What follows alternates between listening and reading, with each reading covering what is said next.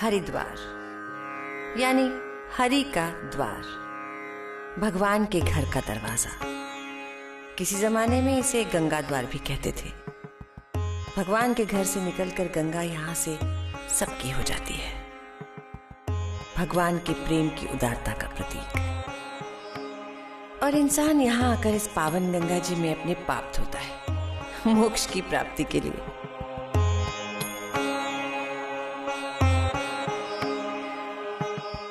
इसे देखिए, ये है रुद्र। इसने किसी से बहुत प्यार किया, लेकिन बदले में प्यार की चाहत ने इसका ये हाल कर दिया है। क्या इसे मोक्ष मिलेगा? अरे यहाँ बीच रास्ते में कहाँ सोया है भाई? उठ जा, आरती का समय हो गया है। भक्तों की भीड़ आने वाली है, कुचला जाएगा बेटा, उठ जा।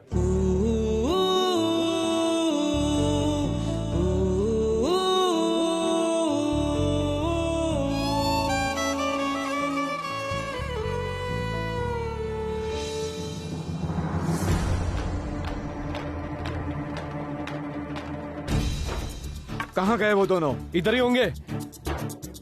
ना जात की परवाह, ना आंख की शर्म। अगर मिल गए तो यहीं काट के दरिया को समर्पित कर देंगे। भाई ये बात तो आप सबको माननी ही पड़ेगी कि अपनी जिंदगी का अधूरापन कभी कभी हमें दूसरों की जिंदगी को पूरा करने का मकसद दे देता है।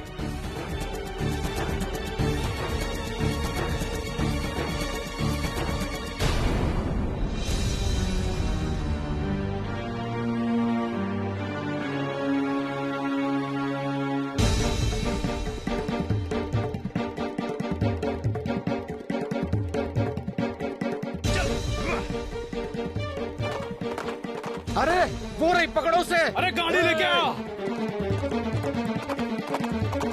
रुको, रुको, अरे मेरा तांगा, अरे मेरा तांगा ले गया छोरा। अरे रुक जा। अरे रुक, ए रुक जा।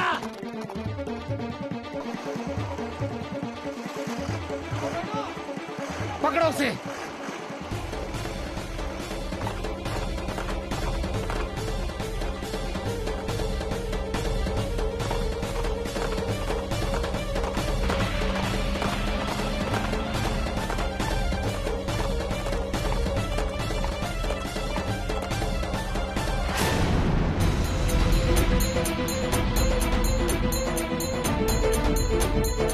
तुम दोनों ने ये तो बताया नहीं कि तुमको जाना कहाँ है? जी मुंबई। भाई ये टांगा है, कोई जहाज नहीं। मुंबई थोड़ा दूर नहीं हो जाएगा इसके लिए? जी रेलवे स्टेशन तक जाना है। मुंबई का टिकट है हमारे पास, पर सारी बिरादरी हमारे पीछे पड़ी है। उनकी मर्जी के खिलाफ जाकर हम दोनों ने शादी का फैसला लिया है। अब अगर पकड़े गए तो वो काट डालेंगे। प्यार करती है तुझसे? हाँ भैया। शादी से ठीक पहले छोड़ के तो नहीं चली जाएगी? बिल्कुल नहीं भैया जी। फिर ठीक है, तुम दोनों को स्टेशन पहुंचाना मेरी जिम्मेदारी। चल।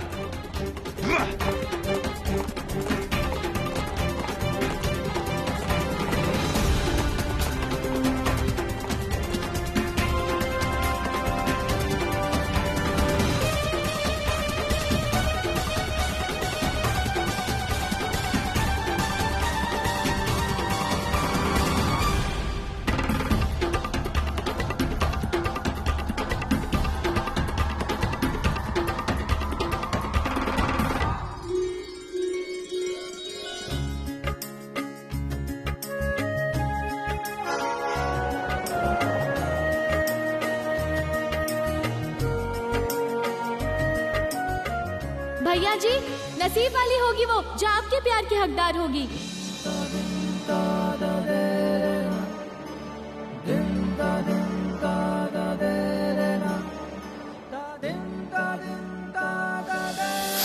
तुमसे प्यार करना मेरी जिंदगी की सबसे बड़ी भूल थी, सबसे बड़ी।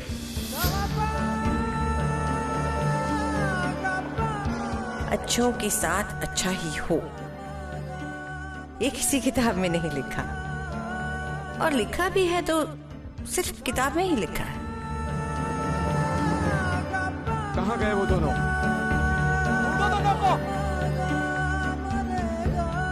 चांदी का नहीं, सोने का चम्मच मुंह में लेके पैदा हुआ था रुद्र, जयराज सिंह रावत और राजरानी रावत की आलीशान हवेली में। बचपन से ही हर चीज मिली उसे, खिलौने, पैसे, गाड़ियां, ऐशो आराम।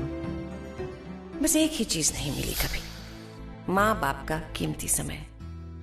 और इस तरह शुरू हुआ उसकी अपेक्षाओं का सिलसिला।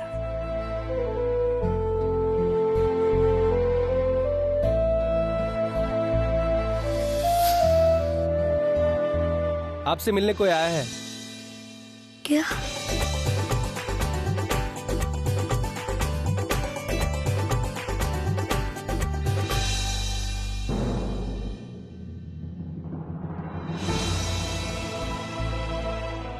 माँ बाबूजी नहीं आए दाई माँ?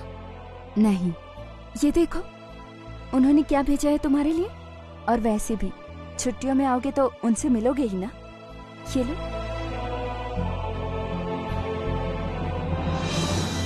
पता है बेटा, मैंने तुम्हारे कमरे को नए तरीके से सजा दिया है।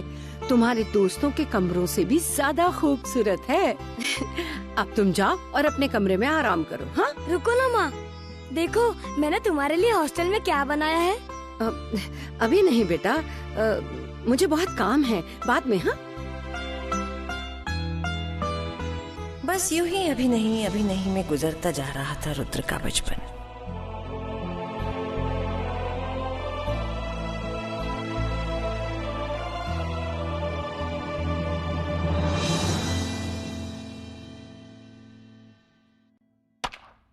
एक तरफ अंदर का गुस्सा बाहर निकला और दूसरी तरफ पीहू के रूप में एक उम्मीद की किरण फूटी। ध्यान से नहीं खेल सकते? अगर ये बॉल मेरे सिर पर लग जाती तो? ऐसे बुद्धू की तरह क्या देख रहे हो? बॉल वापस चाहिए कि नहीं?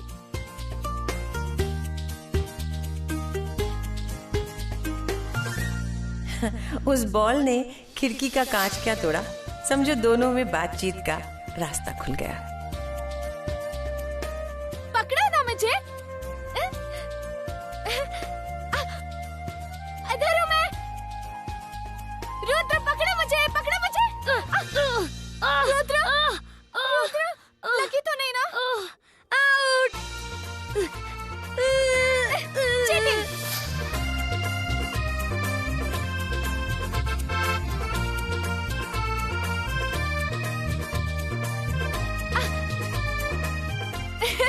अच्छा, अभी बताता हूँ।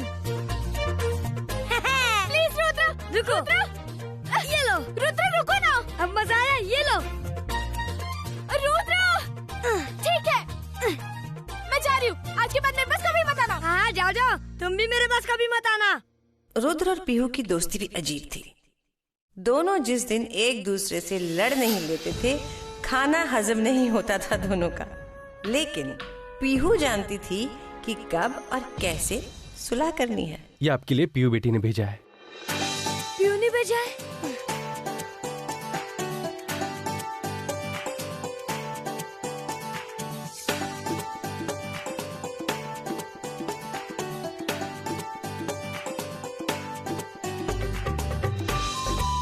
तुमने दूर रहने के लिए कहा था, इसलिए खुद नहीं आई। ये तोहफा भेजा है, पता है, इससे दूर की चीजें पास आ जाती है।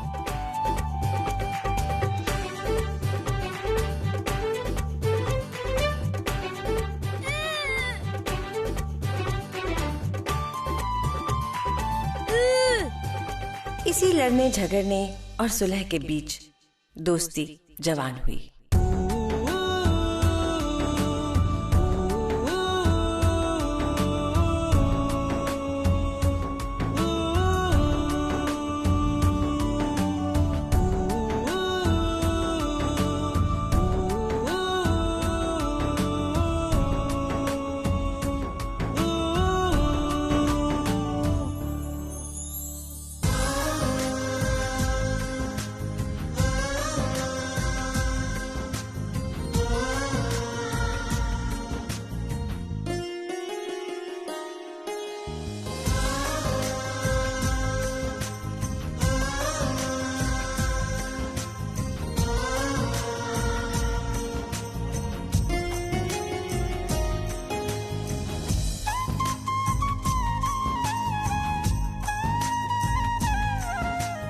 ये नहीं जानते कि जो करीब है वो दूर भी जा सकता है, और जो दूर है वो कब पास आ जाए, ये तो बस संजोग का ही तो खेल है।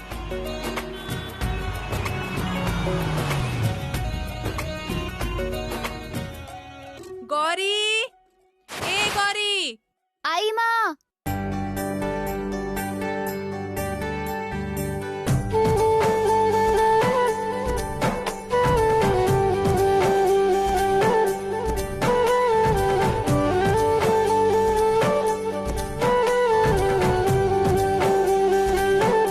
मैं मंडी जा रही हूँ माँ, अपनी दुकान का सामान लाने के लिए। आशीर्वाद दो कि बहुत सस्ते में खूब सारा माल लेके आऊँ माँ। मेरा आशीर्वाद तो हमेशा तेरे साथ है बेटा। ये गौरी की माँ सुनहरी है। गौरी के पिताजी ने इनसे शादी तो की, पर रिश्ता निभा नहीं सके।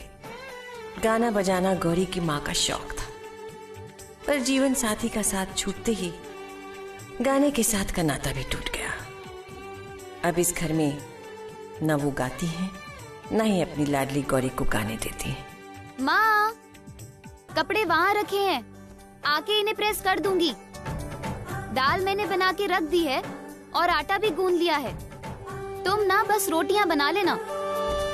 और हाँ माँ, मैंने छोटी के लिए दलिया बनाया है, खिलाने के बाद उसे दवा याद से दे देना। चलती हूँ।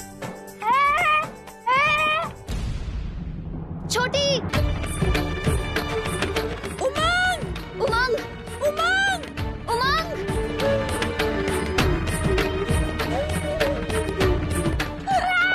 छोटी, उमंग।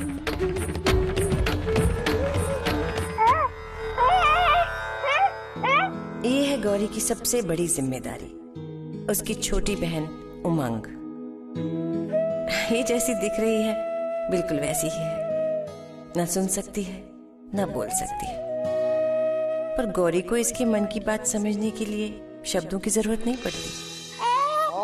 काय काय काय काय काय पूरा दिन इस घर का सुर हिला हुआ रहता है। अरे कुंभ मेला तो 12 साल में एक बार लगता है, लेकिन इस घर में 12 जन्मों तक रियाज करना मुश्किल हो गया है। ये खोटी और खरी, इन दोनों ने तो मेरा रियाज करना हराम कर रखा है। पता नहीं कब इनसे पीछा छूटेगा। अब चुप चुप। ये गौरी की नानी कालकी देवी है। माँ का गाना तो छूट गया, पर नानी का रियाज कोई छुड़ा के दिखाए तो जाने। ए बुढ़िया, बंद करिए तेरा तानपुरा। सुबह सुबह चिल्लाकर बच्चों को परेशान करती है। इन्हें तकलीफ पड़ोसी के ताने से नहीं है, हारमोनियम को तानपुरा कहे जाने से है। अच्छा माँ, मैं मंडी जा रही हूँ, शाम को देर से लौटूंगी। और हाँ, नानी से कहना कि शाम को लौटते हुए उनके पान के पत्ते और उनकी सुपारी साथ में लेती हुई आऊंगी। अरे माँ, ये ले तेरी किस्मत। मुझे तो ये सिक्का और इस सिक्के से तेरा लगाव समझ में ही नहीं आता है। देख लेना माँ, एक दिन ये सिक्का ही हमारी किस्मत बदलेगा। अच्छा, मैं चलती हूँ।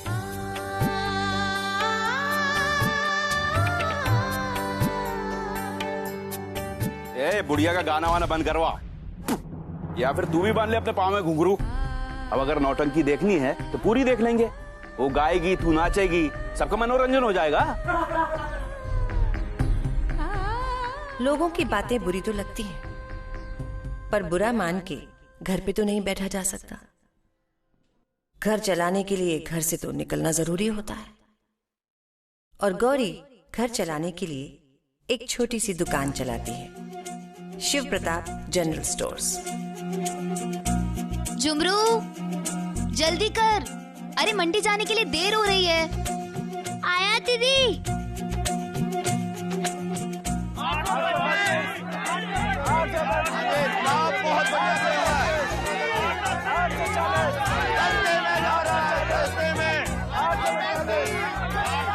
अरे भैया सुनिए, भैया सुनो, अरे मुझे भी बोली लगानी है भैया। भैया जरा, भैया भैया सुनो, अरे अरे भैया, अरे भैया सुनो, भैया सुनो, भैया सुनो, अरे भैया एक मिनट। अरे भैया भैया 900 900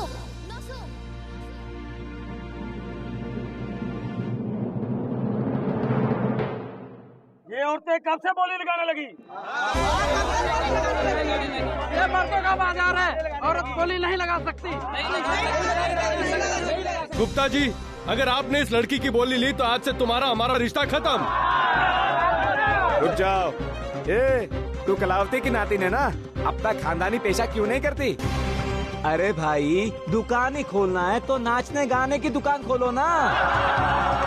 इसमें गेहूं अनाज के चक्कर में क्यों पिस रही हो? हाँ? ये मर्दों का काम है, मर्दों को ही कर दे दो।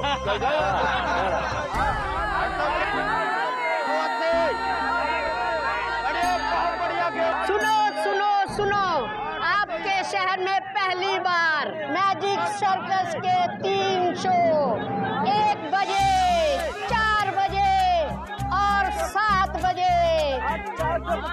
सुनो सुनो सुनो, अनाज मंडी के अतिथि, व्यापारी, दुकानदार सब ध्यान से सुनो। 900 बोल 900 रुपए। जी हाँ, एक गुनी अनाज के पूरे 900 रुपए। 900 रुपया, 900 रुपया, 900 रुपया।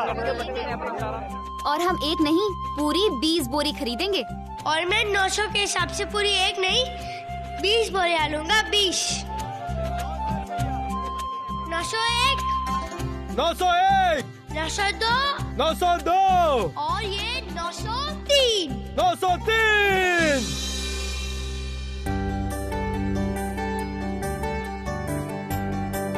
क्यों काका, अब तो मर्द ही बोली लगा रहा है, कोई एतराज तो नहीं है आपको?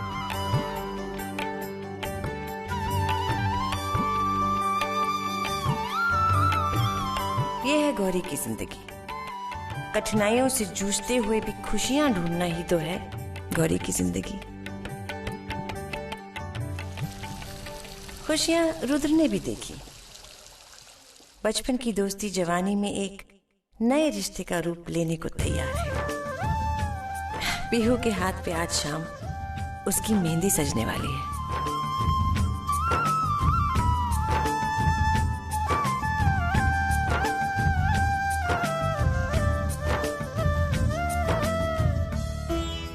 अरे बहू, ये क्या कर रही हो बहू? सुबह से मेहंदी चांदी के कटोरे में भिगोई हुई थी, तुमने उसे स्टील का चम्मच छुआ दिया। कुछ करने से पहले पूछ तो लिया करो बहू। ये ठाकुरों की मेहंदी है, अगर रंग फीका पड़ गया ना तो सबके सामने नाक नीची हो जाएगी हमारी। अच्छी बात है माँ जी, मैं अभी अंदर से चांदी का चम्मच लेकर आती हूँ। नहीं, रहने दो। मेहंदी को हमेशा हाथ से घोला जाता है। ऐसे देखो, ये देखो, पहले थोड़ा तेल डालो, डालो थोड़ा सा और। अब इसे ना। देवर जी आ गए। आ गए? रुद्रा, तू घर पे नहीं था? अरे तू अभी तक बाहर घूम रहा है, और यहाँ देख कैसी तैयारियां चल रही हैं। और क्यों ना हो, आज तेरी और पीहू की मेहंदी जो है। और हाँ, पीहू के घर मेहंदी लेकर मैं खुद जाऊंगी। अच्छा चल, सीधा खड़ा हो जा, मेहंदी भेजने से पहले तेरे सिर से वार दूं।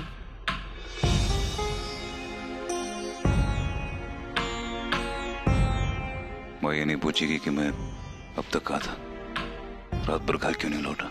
हाँ, कहाँ था तू?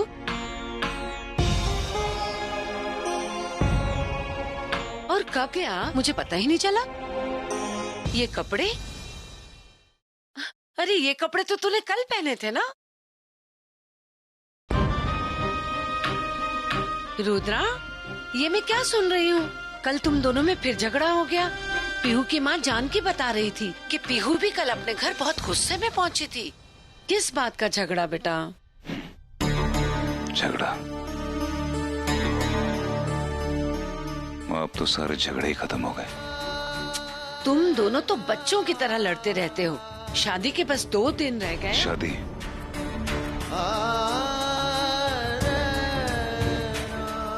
तो आप लोग सचमुच में शादी की तैयारी कर रहे हैं?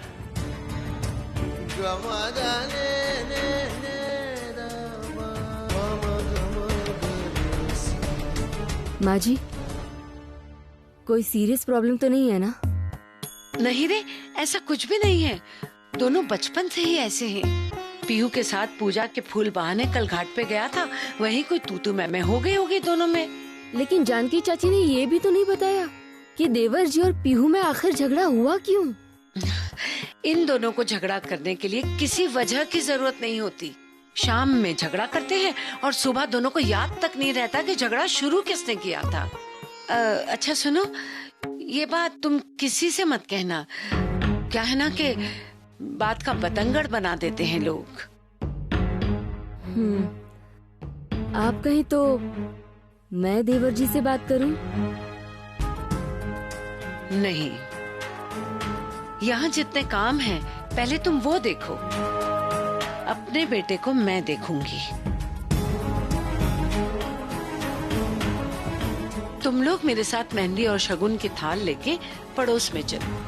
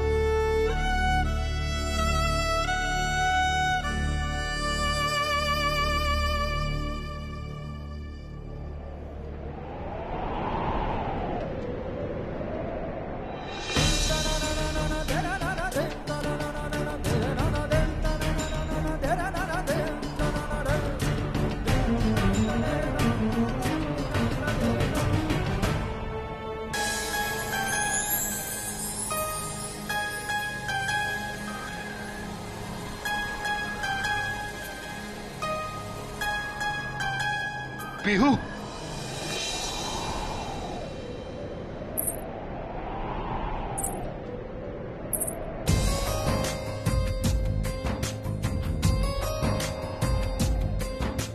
तुम्हें जिद करनी है ना तो कर लो, लेकिन इस बार मैं भी नहीं झुकूंगा। तुम्हें क्या लगता है मैं झुक जाऊंगी?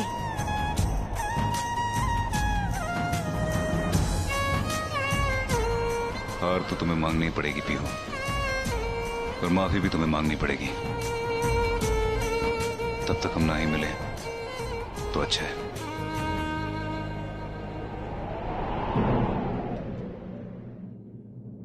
रुद्र भैया, आपके लिए डब्बा भेजा है प्रियंवदा दी ने।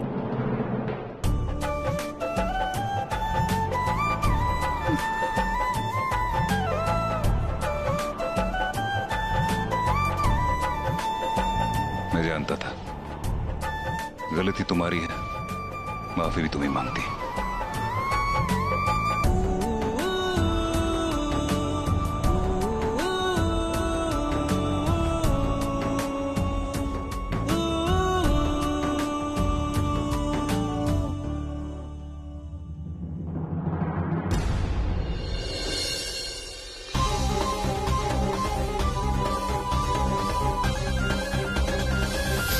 जिस भी दिन ये बॉक्स खाली आया ना, तो समझ आना कि मैं तुमसे बहुत बहुत बहुत नाराज हूं और किसी भी कीमत पे तुम्हें माफ नहीं करने वाली।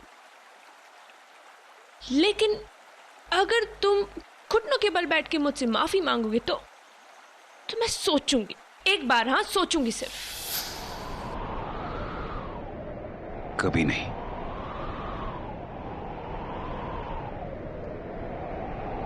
मैं जानता हूं ठीक 6:30 बजे तुम अपनी खिड़की पे आओगी और हर बार की तरह इस झगड़े को भी खत्म कर दोगी।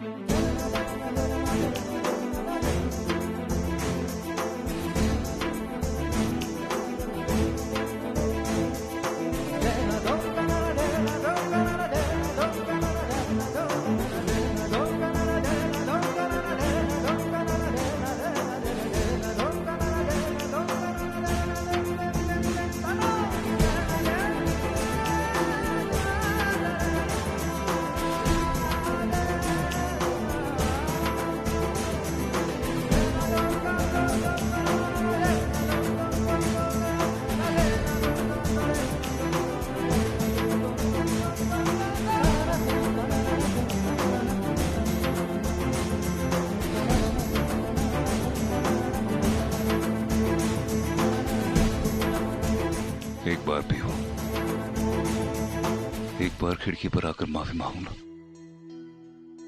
मैं दौड़ा चलाऊंगा।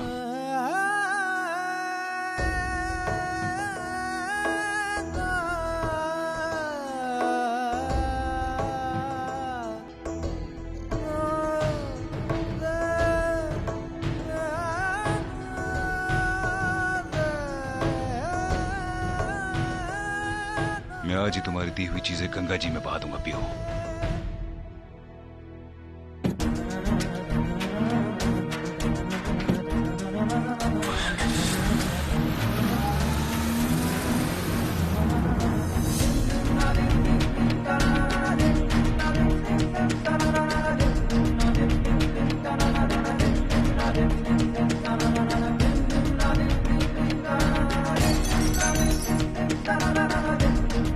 एक तरफ रिश्तों के टूटने की गूंज सुनाई दे रही है और दूसरी तरफ रिश्तों के जुड़ने की आहट।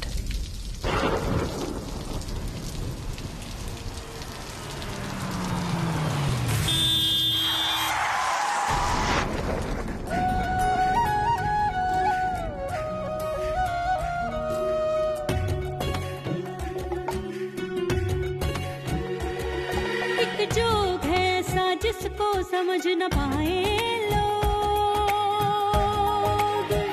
सखीरी कहे उसे संजोग। संजोग से बनी संगिनी, संजोग से बनी संगिनी।